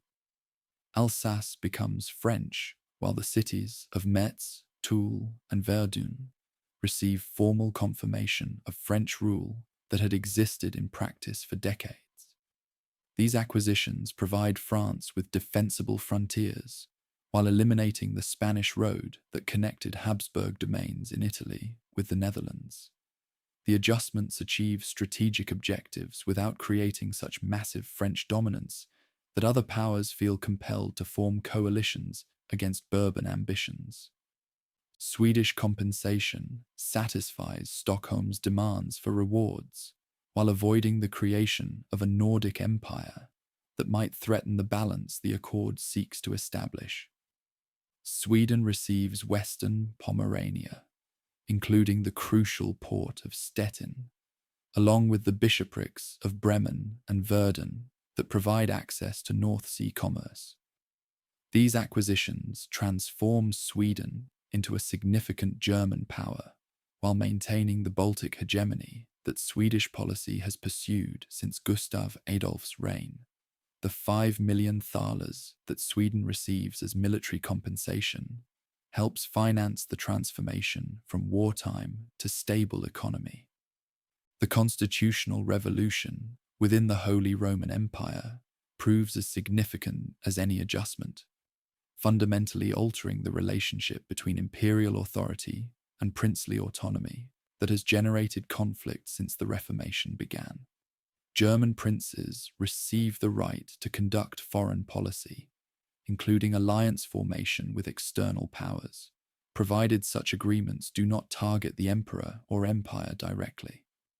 This provision acknowledges the reality that centralized imperial control has become impossible, while creating legal frameworks for the decentralized system that warfare has already established. The principle of state independence that emerges from the negotiations will revolutionize international law by establishing the concept that legitimate governments possess supreme authority within their boundaries, immune from external interference in their internal affairs. This innovation challenges medieval concepts of universal authority while providing legal justification for the theological and administrative diversity that military force has been unable to eliminate. Independence becomes the organizing principle for a new international order, based on negotiated coexistence rather than imposed uniformity. Dutch autonomy receives formal Habsburg recognition after 80 years of intermittent warfare that began with the revolt against Philip II's attempt to impose Spanish authority over the prosperous northern provinces. Spanish acknowledgement of Dutch legitimacy eliminates the legal fiction that the United Provinces remain rebellious subjects rather than a legitimate government, opening the way for normalized commercial and relations between former enemies. The recognition validates the principle that successful resistance to established authority can create new legitimate governments when sustained over sufficient time. The exclusion of certain powers from the negotiations reveals the limitations of any accord, however comprehensive its apparent scope. England's absence reflects the civil conflicts that prevent coherent foreign policy during the 1640s, while Ottoman exclusion demonstrates continental reluctance to acknowledge Islamic legitimacy, despite Turkish control over substantial lands. Russia's non-participation reflects geographical and cultural distances that separate Muscovy from Western systems, creating gaps in the agreement that future conflicts will exploit. Economic provisions address commercial disruptions that have contributed as much to suffering as direct military action, establishing principles for trade restoration that transcend traditional boundaries. The documents guarantee freedom of navigation on major rivers while prohibiting discriminatory tariffs that favor particular nationalities over others. These commercial arrangements prefigure the international economic cooperation that will characterize later continental development, recognizing that prosperity requires coordination between independent entities. The question of war, damages, and reparations creates complex problems that negotiators resolve through practical compromises rather than abstract principles of justice. The mathematical impossibility of compensating all legitimate claims forces delegates to prioritize stability over individual redress, accepting that many victims will never receive adequate compensation for their losses. This pragmatic approach establishes precedents for future post-war agreements that emphasize forward-looking reconstruction over backward-looking punishment. Amnesty provisions attempt to heal the wounds that 30 years of confessional and administrative warfare have inflicted on continental society by offering forgiveness for actions committed during the conflict, regardless of their legality under previous arrangements. The general pardon extends to soldiers who served various masters, civilians who supported different causes, and officials who administered regions for competing authorities. This sweeping amnesty recognizes that successful resolution requires forgetting as well as forgiving, deliberately obscuring the complex loyalties and betrayals that characterize the conflict.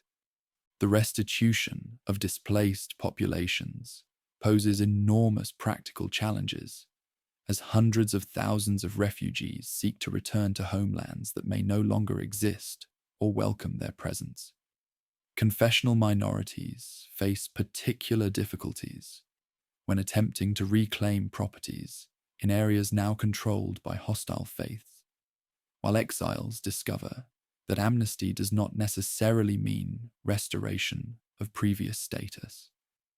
The documents establish procedures for handling these cases, while acknowledging that complete justice remains impossible given the scale of displacement and destruction. Gender roles undergo subtle but significant changes as the accord acknowledges female rulers' legitimacy in cases where male lines have been extinguished during the conflict.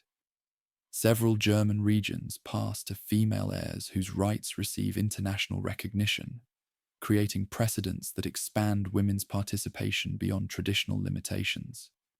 These adjustments reflect practical necessities rather than ideological commitments, yet they establish legal frameworks that future generations will expand.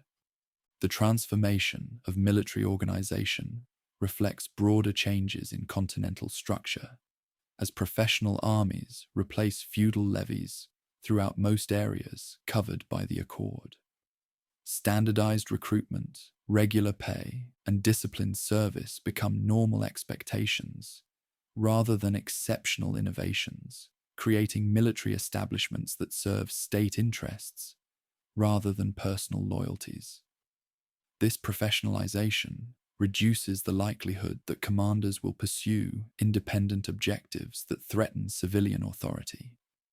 Local implementations of the principles vary significantly as individual regions adapt general provisions to specific circumstances that central negotiations could not address in detail. Some areas achieve smooth transitions to post-war arrangements, while others experience continued conflicts over property rights, confessional practices, and administrative jurisdictions. The flexibility built into the agreement allows for diverse interpretations while maintaining overall structural coherence. The cultural impact extends far beyond immediate arrangements, as continental intellectual life adjusts to realities that challenge traditional assumptions about theological unity, administrative authority, and social organization. The acceptance of permanent confessional division encourages development of concepts like toleration and pluralism that medieval Christianity had rejected as impossible contradictions. These intellectual adaptations lay groundwork for Enlightenment thinking that will transform civilization during the following century. Artistic responses to the conflict's end reflect both relief at tranquility's arrival and trauma from experiences that have exceeded normal human endurance.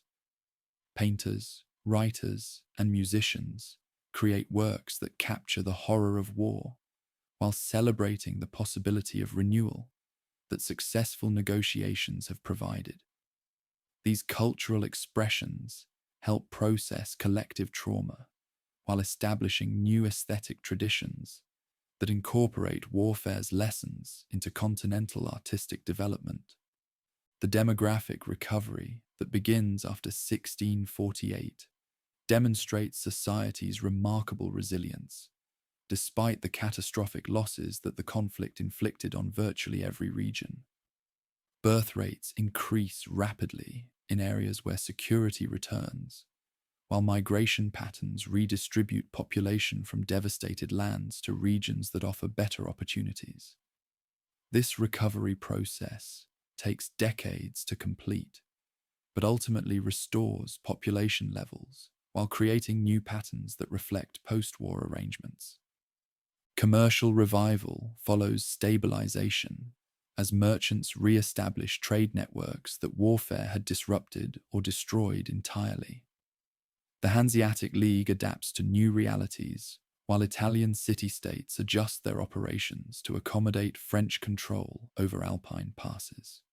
Dutch commerce expands dramatically as independence removes Spanish restrictions, while English trade begins recovering from Civil War disruptions. These economic developments demonstrate how accord enables prosperity that military victory alone cannot achieve.